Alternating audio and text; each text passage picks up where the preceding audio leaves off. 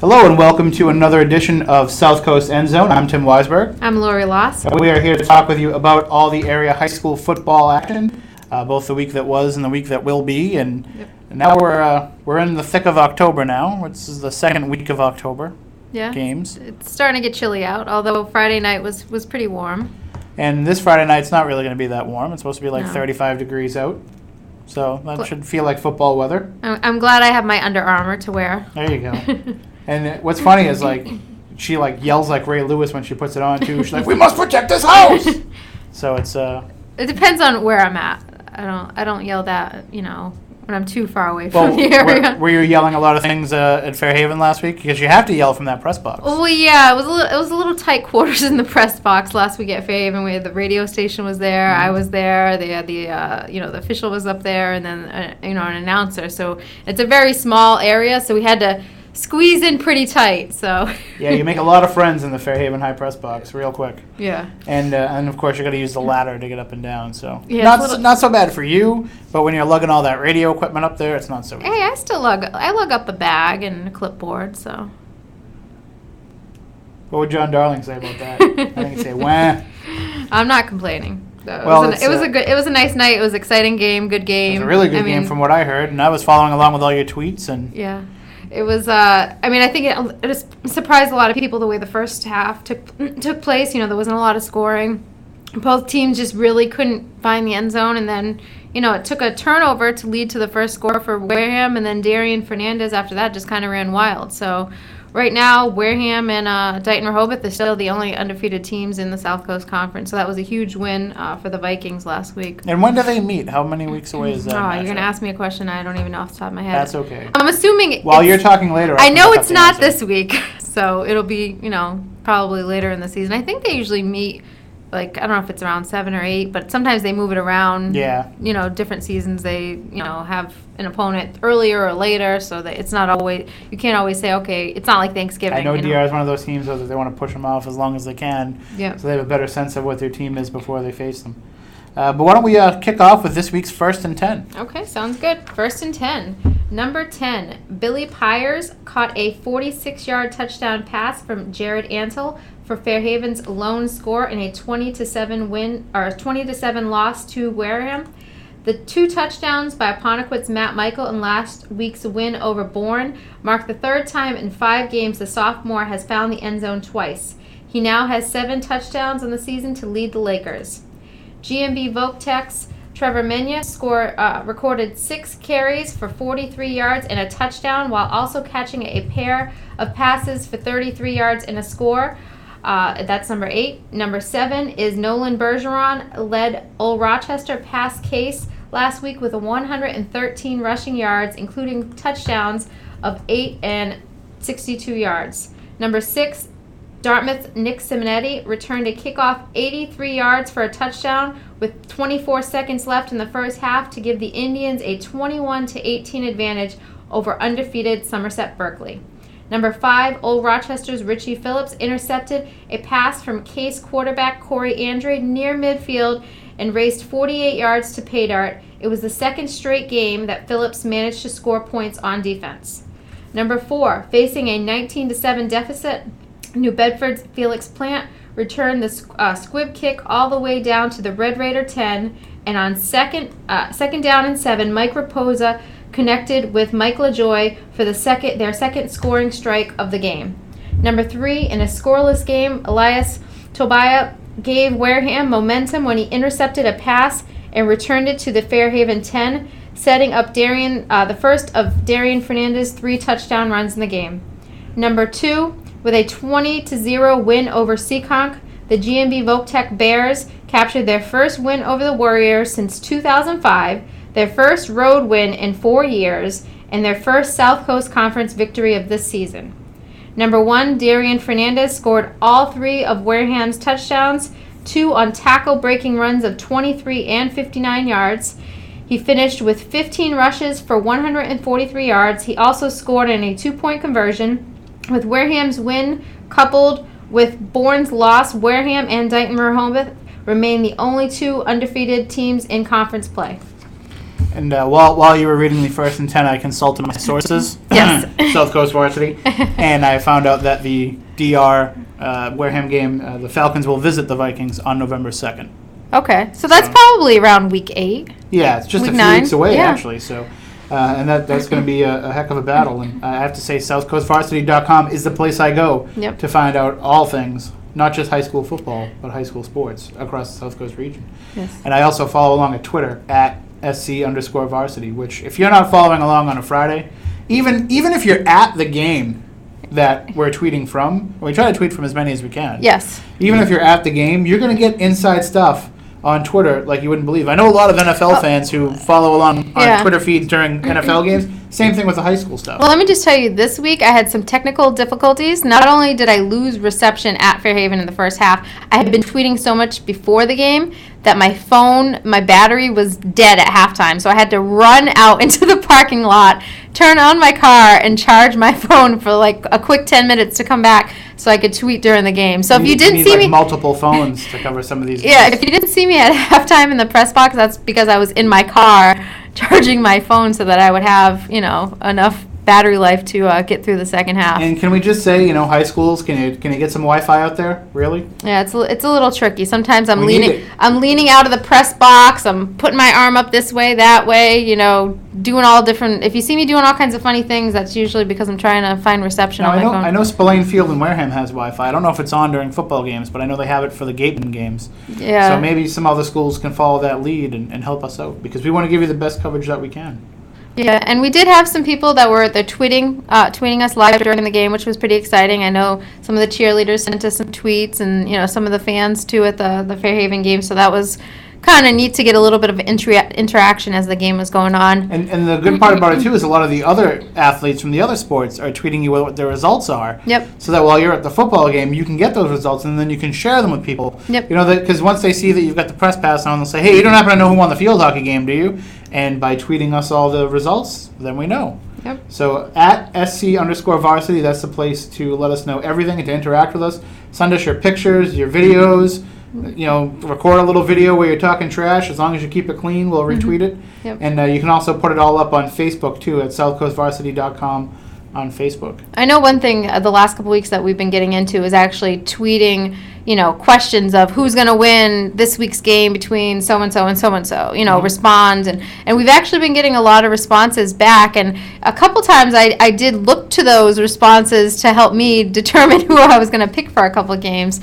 So, let us know what you think. Who knows? You might know more than I know. So maybe I'll turn to our fans for their suggestions on picks. I know I did beat Buddy last week, so I'm catching up. His lead's only to one game. You can still help her build that lead, because Buddy's not going to know what you're saying because he doesn't know what Twitter is at all. Yeah, he doesn't. All right, well, let's take a look at this week's games. And speaking of Wareham, let's start off with a game that's happening Saturday at 3 o'clock. That is Wareham at Old Rochester. Now, Old Rochester was doing really well in the conference. And this is going to be a tough fight. Even though you're looking at, the Bulldogs have a conference loss, the Vikings don't. This is going to be a hard game. Yeah, I know Old Rochester started off the season, with 3 straight wins and then suffered a setback 2 weeks ago to Fairhaven. But really, the Bulldogs bounced back last week in a big way against Case, beating Case 21-8. It was a dominant win, offense, defense. The Bulldogs racked up 305 yards on the ground, with a lot of the damage being done by Nolan Bergeron, Raekwon Phillips, and Richie Phillips. Nolan rushed for, like I said earlier, 113 yards on 10 carries, and he had a pair of touchdowns. Richie Phillips added 99 yards on 18 carries, and Raekwon contributed 93 yards on 14 carries. And like I said, it was a dominant game, both offensively and defensively for Rochester. Defensively, Richie Phillips, had the interception return for a touchdown. It's always important, especially in these conference games, when a team can score, from defense and set the tone with its rushing attack. Last week, Wareham, even though the Vikings got the win and it was pretty decisive, it was a scoreless game until late into the third quarter. In the first half, the Vikings outrushed or outgained the Blue Devils 113-23, but they just couldn't get into the end zone in that game until Darian Fernandez scored with 1:06 left in that third quarter. And really, the turning point of the game was, a play before that when Elias Tobiah intercepted a pass, a Fairhaven pass, and returned it down. I think it was to like the 10-yard line, and then Darian, scored, a few moments later, and then he had 2 more touchdown rushes in that game, and just really broke it open.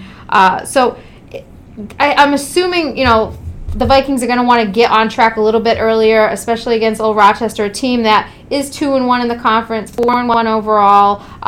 It's at Old Rochester. I know the one interesting fact that Dan Nault was talking to me after the Fairhaven game was that Elias is one of the kids. He's from Old Rochester. He was at Old Rochester last year. He's at Wareham now. I know Richie Phillips and Raekwon Phillips, they were at Wareham last year. Now they're at Old Rochester this year. So it's going to be interesting to see how those 3 players, they're on different sides this year than they were last year, just see how much of an impact they'll have on the game, because I'm sure that they all 3 of them will have an impact on the game.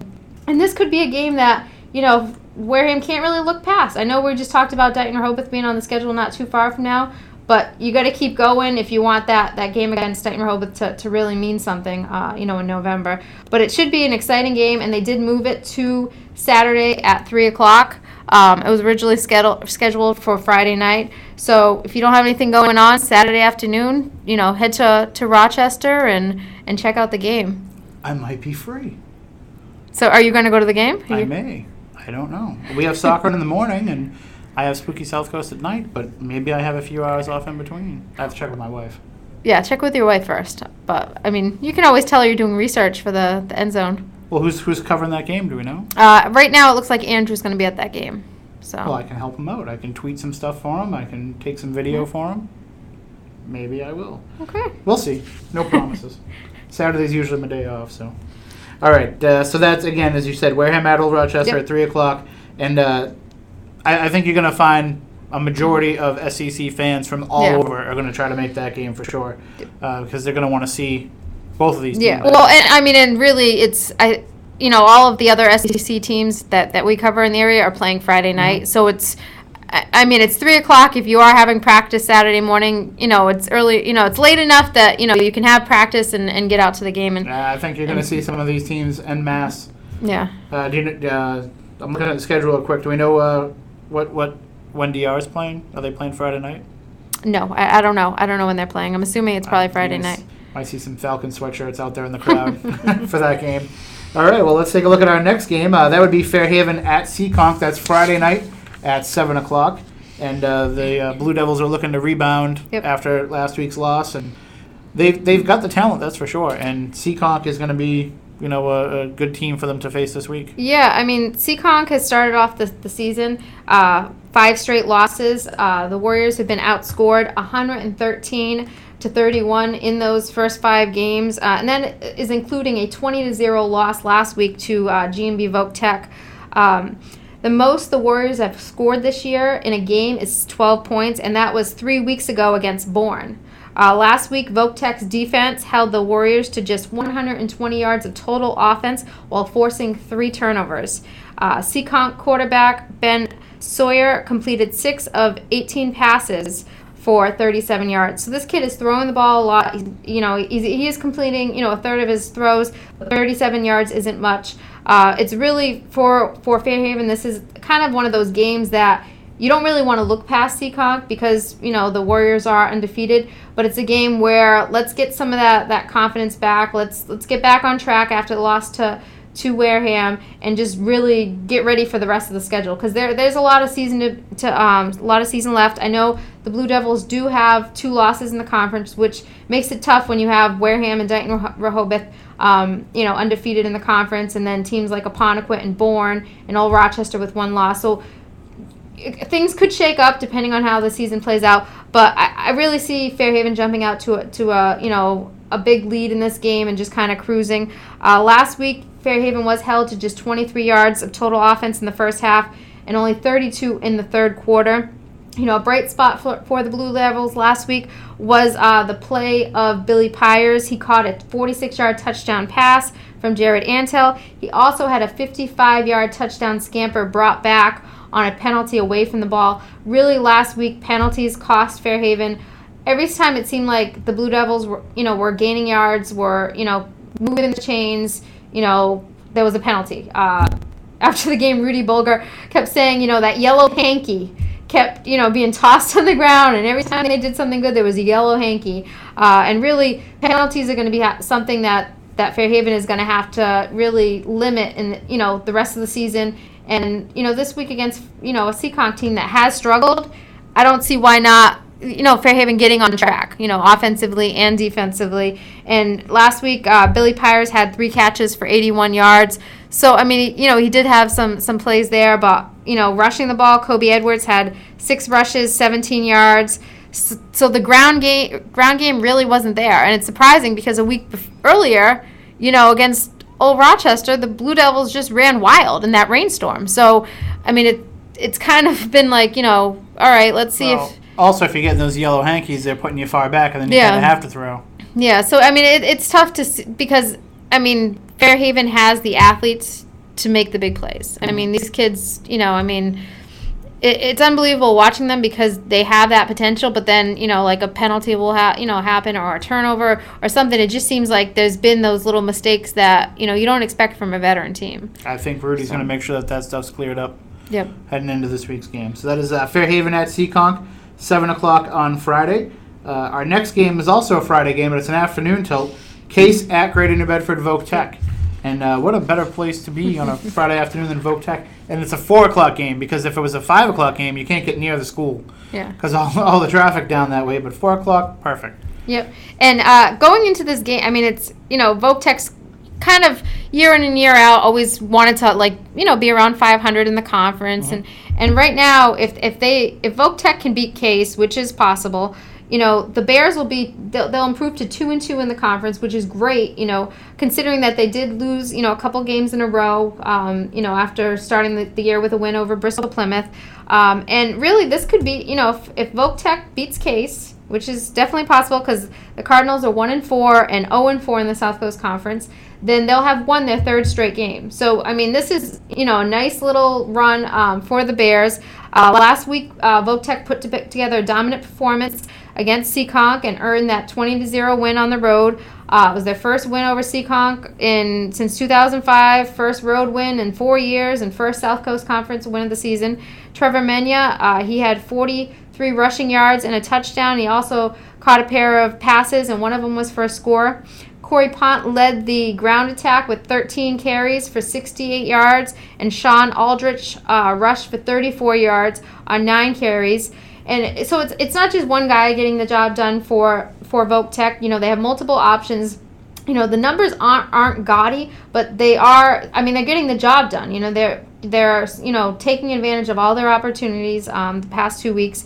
And really, the defense has been solid once again. I know 2 weeks ago, Voc Tech shut out Stang, and then last week they did give up actually they didn't give up. It's been back-to-back shutouts for the defense, and they just allowed 120 yards of total offense for Seekonk last week. And Case has just been held to 47 yards of total offense in their loss last week to Old Rochester and turned over the ball twice, while Old Rochester ran for more than 300 yards. Case last week was out without its starting quarterback, Taylor Furtado, who missed the game with a knee injury. Corey Andrade filled in for Furtado and scored Case's lone touchdown on a 3-yard run.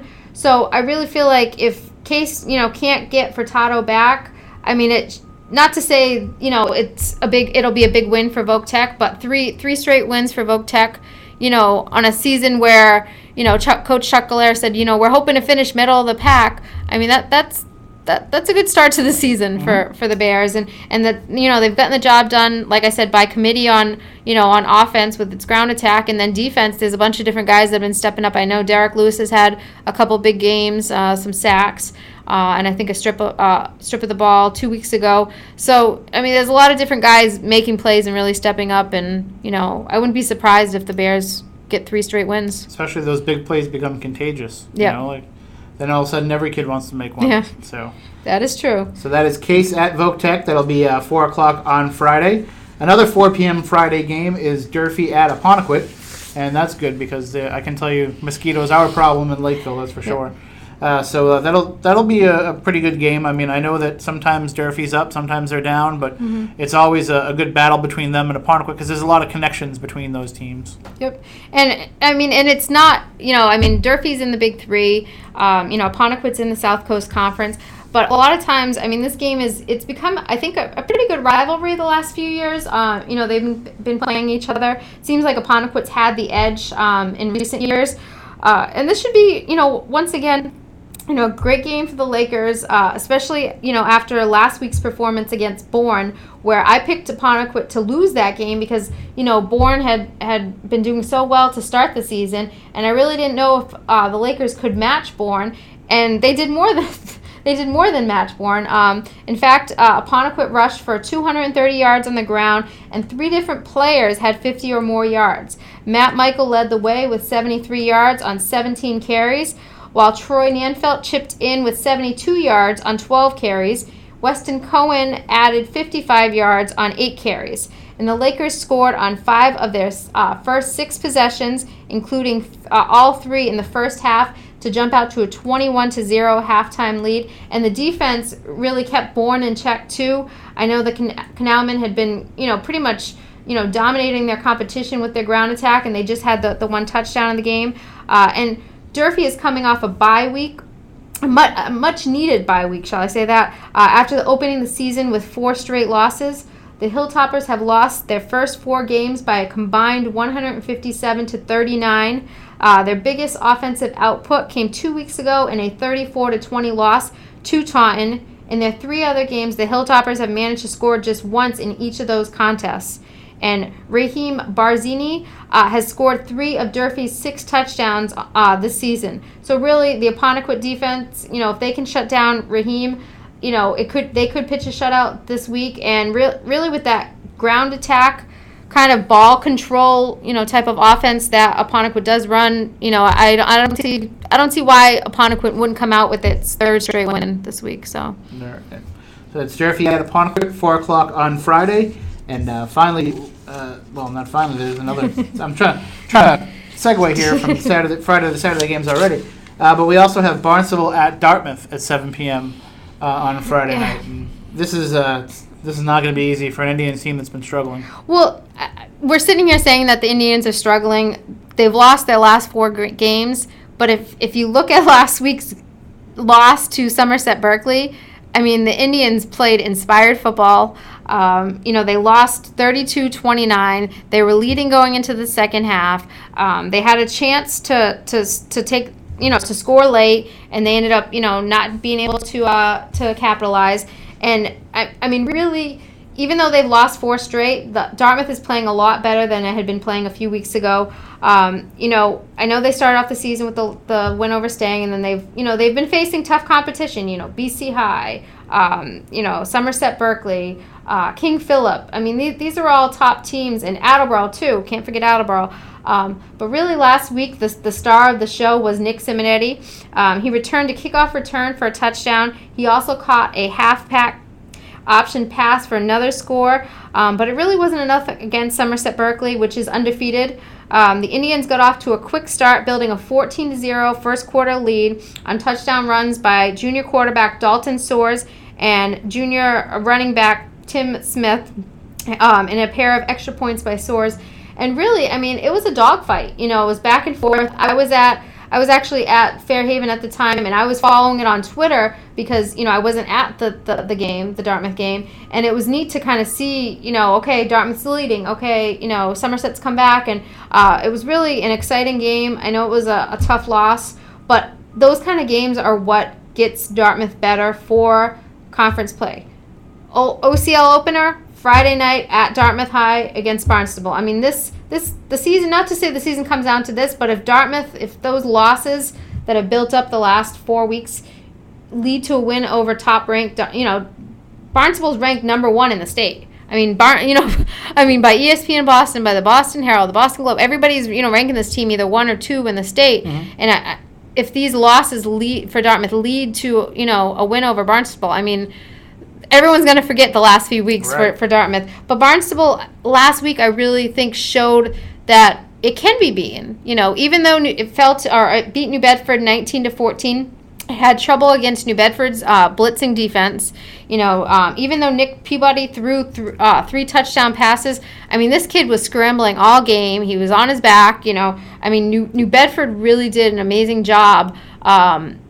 Just keeping him off balance and just really never, I don't think Barnstable ever really felt like the game was secure because it really took, I think it was, a late stop by Barnstable to secure the win, again over New Bedford.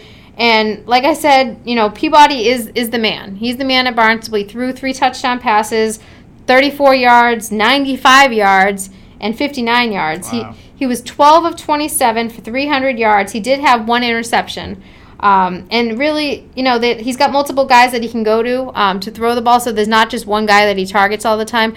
I mean, it's going to be a tall order for, Dartmouth to stop Barnstable. But if you look at last week, he racked up those kind of numbers, and, Barnstable beat New Bedford just 19-14. So I think, the best defense, I like to say this a lot, but the best defense for Dartmouth is its offense. Just keep them off the field, just move the ball, and pick up first downs. And, if Peabody is not on the field, then he can't be, throwing 95-yard touchdown passes. So do we know who's covering that game? Bill is going to be at that game. He requested it. That would be a good game to be following on Twitter. But I won't be following any games Friday because I'm going to be busy. But yeah, we'll have to see what Bill can do, if he can call in and somebody can tweet for him, because Bill doesn't tweet. I don't know why. Bill would have so much to say on Twitter. You know why? It's because of that 140-character limit. Probably. It's Nothing to do with the technology. Yeah, too limiting for Bill.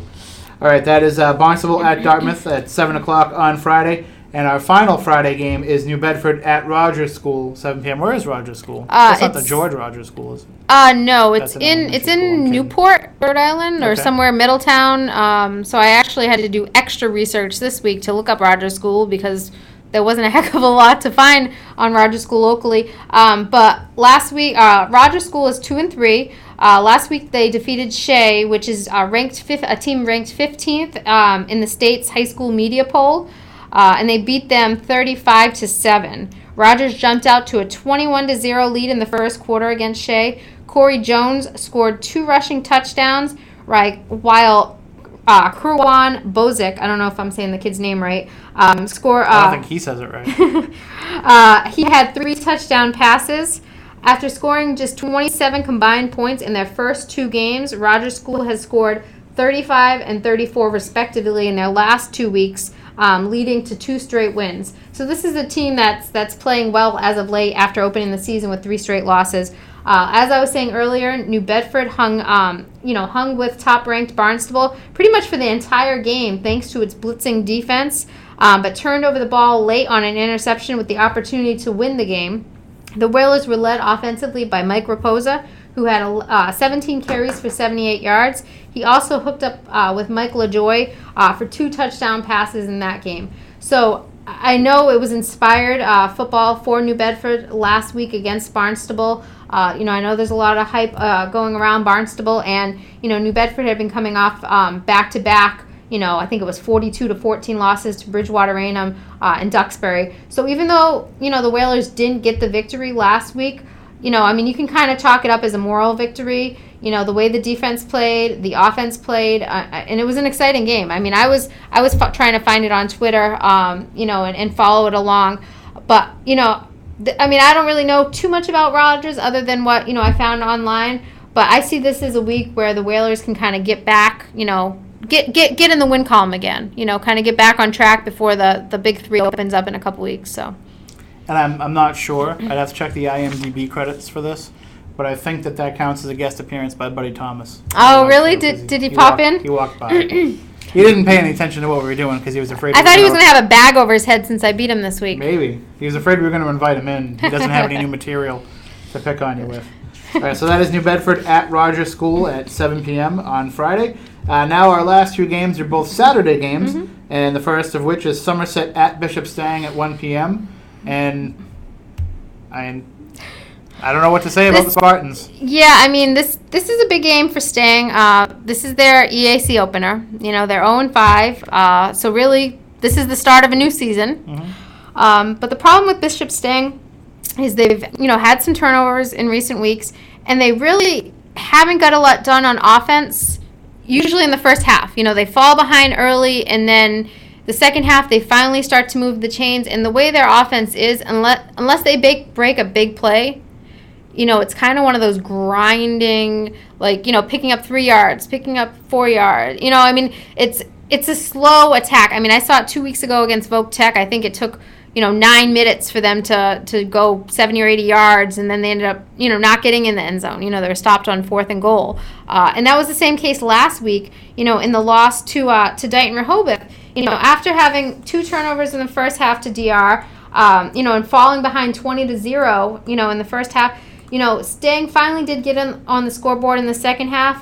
Charlie McKeeman capped off a 23-play, 88-yard drive with a 9-yard run, and he finished with 98 yards on 17 carries. But it took a long time. I think it took 9 or 10 minutes, to actually have that, that drive. But the good news is the Spartans, as a team, outrushed Dighton Rehoboth 179 to 137. So whenever you say a team, outrushes Dighton Rehoboth, a team that's traditionally known for its ball control and being able to move the ball, that is positive for Bishop Stang going into this tough matchup against Somerset Berkeley. Somerset Berkeley, even though they fell behind 14-0 last week against Dartmouth, they rallied for the victory to remain undefeated at 5-0. And they've had some tough opponents this year, so it's not like they have a cupcake schedule. They beat Wareham, they beat Dartmouth, they beat some of the top teams out there, or traditionally strong programs. And it took recovering an onside kick attempt by Dartmouth late in the game to preserve the victory. So they had to rally against Wareham to win, they had to rally against Dartmouth to win.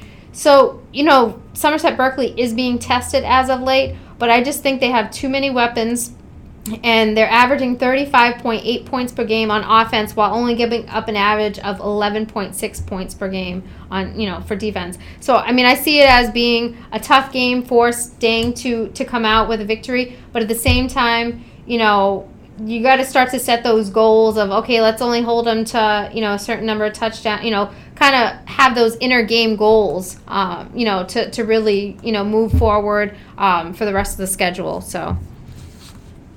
Sorry, I'm just messing with some of the things here. That's okay. I have a surprise coming up later in the show. Oh, very exciting.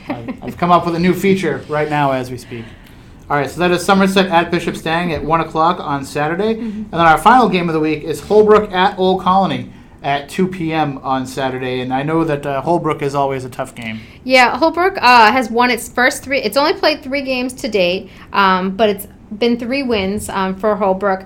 And during that three game span, all wins, Holbrook has given up just a combined 14 points while outscoring the opposition 73 points. So really, Holbrook is a team that gets the job done on offense and defense. So it's going to be a tough task for All Colony, but I know the Krugers are, up to the challenge, especially after last week when, Old Colony just fell short to Bishop Connolly 7-0. It was a hard-fought game, exciting game, and the difference in that game was a third quarter quarterback score by quarterback Alex Medeiros for Bishop Connolly, and that was pretty much that was the game right there. They were kind of neck and neck the whole game, Old Colony and Bishop Connolly, and really the Krugers, their offense was there between the 20s, but once they got into the red zone,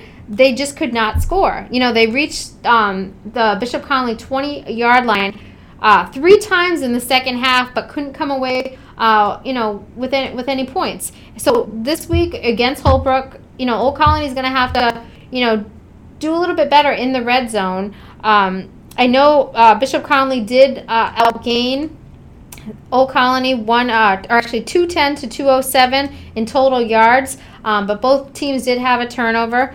Jake Pringle finished with 116 passing yards, but there was the turnover and just the inability to kind of capitalize on their opportunities is what hurt Old Colony in that game. But when you say when you look at years past, when Old Colony hasn't even really been in games against Bishop Connolly, this is a nice building block, especially going into a week, against Holbrook, which last year Holbrook beat Old Colony 44-14. I mean, I see it being a lot closer than that this week. And I know last week Buddy and I were talking and saying that, we kind of went over what his picks were and my picks were. And Old Colony was one of those games against Bishop Connolly that we were kind of both on the fence about, saying, Old Colony can beat Bishop Connolly, and they almost did. A 7-point game.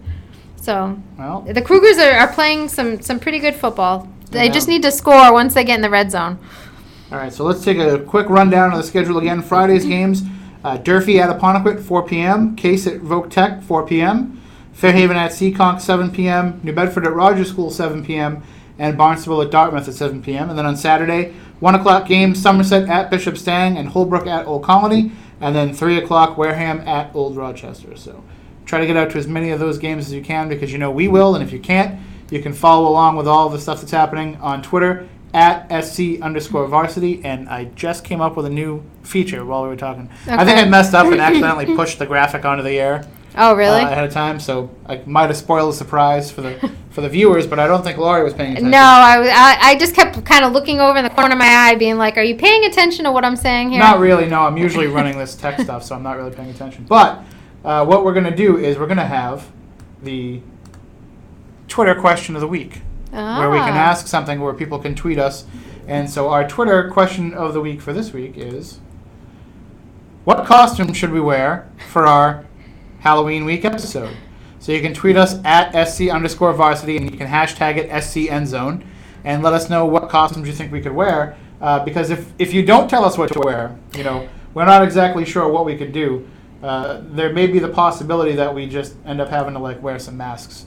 Maybe we have to wear a bag over our heads. Hold on here. Well, I know last year I had my stand-in for me. Like that, we have to have a bag over our heads. I hope not.